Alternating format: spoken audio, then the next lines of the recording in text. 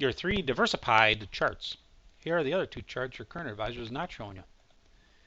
The old English idiom, a picture's worth 1,000 words, especially true when it comes to pie charts and financial holdings. Let's take a quick example of how we've been helping conservative clients for 25 years. Our friend Joe C. says he's conservative with his money and wants a second opinion from us. So he gives us his statements to analyze and review.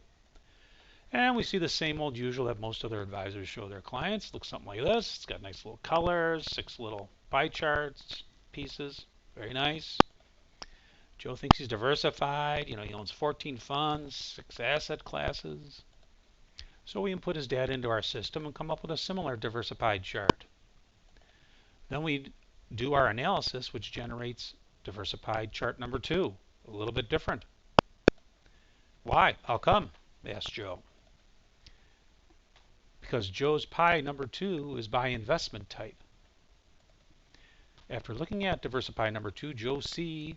says he thinks that maybe his money may not be so diversified, or at least not as much as he thought. So we do a deep dive on pie number 2, and we come up with a very different chart. Instead of the 6 pieces of pie that he thought he had, he really has 3 pieces. And out of the big piece, half of it is in one type of stock. So after looking at that, Joe C. continues to think that maybe his money may not be so diversified as he thought. There's 3 important factors to consider about being diversified. 1, all investment assets fall into 4 categories or types. Bonds, index or sectors, stocks, index or sectors, commodity investments, of which the most popular is gold, precious metals, and lastly, currency investments. Those are investments that are denominated in U.S. or outside of the U.S. When you diversify your assets between or among investment vehicles, like the 4 we just mentioned, you're not reducing your risk, you're just transferring risk to a different investment vehicle. So if you say, oh, I've got 50% in stock and 50% in bonds, I'm going to be more conservative and put 75% in bonds, you're not reducing your risk, you're just transferring the risk away from stocks and to bonds. Another important fact to remember, investment assets are only one of 4 asset categories. We call this the color of money. We have just talked about the red investments, stocks, bonds, currency, and commodities. There are 2 risk-off asset classes. We call them green, yellow, which are savings, risk off, and liquidity on. The other savings vehicles, liquidity is off. They're moderately liquid. Both of these assets are risk off.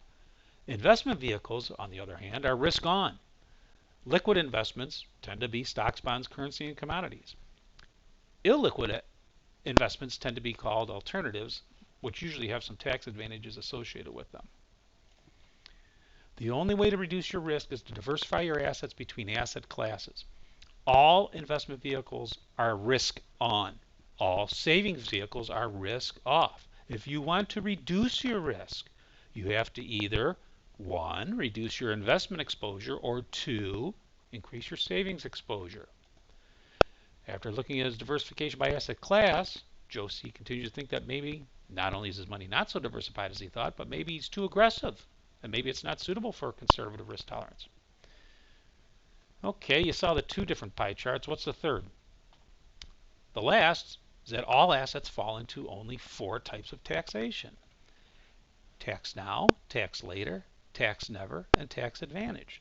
Sure, ideally, you'd love to have 100% of your assets in tax never vehicles, but unfortunately, that's financially not very feasible. My name is Tom Fayen, and for 25 years, we've shown clients how they can optimize their assets into these 3 diversifies. You see, you should review these 3 pie charts if you want to get the full picture of your financial holdings. Again, first, review all 4 asset classes, the colors of money. That's where you start. We call them the colors: green, yellow, red, gray. Green and yellow are risk-off vehicles. Red and gray are risk-on vehicles. After you do that, review all 4 investment classes: bonds, stocks, commodities, currencies. Determine what percentage you may want to have in these risk-on vehicles.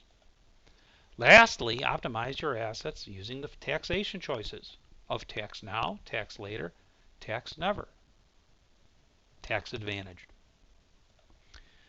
After looking at diversified part number 2, Josie starts to think that maybe his money may not be so diversified. And maybe it's too aggressive.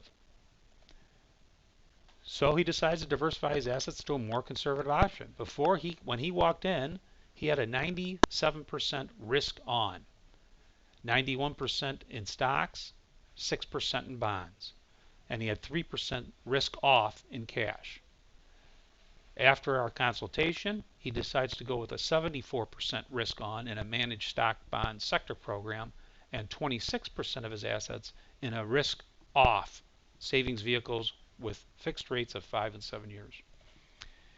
Your 3 diversified pictures are worth 1,000 words, but it's only 40% of the solution when it comes to retirement. When can I retire? How much do I need? We've talked about 2 of the 5 pillars. We've talked about personal assets being diversified by asset class, investment, and taxation. Retirement assets diversified by asset class and investment.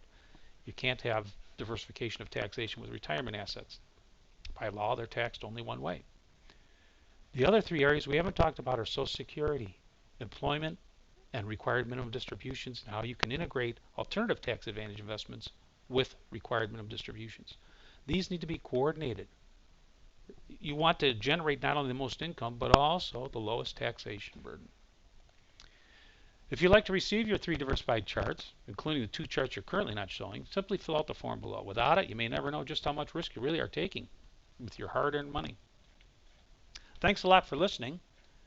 Hope you found this short clip informative. If you want us to help with your retirement, just let us know. God bless and enjoy your day.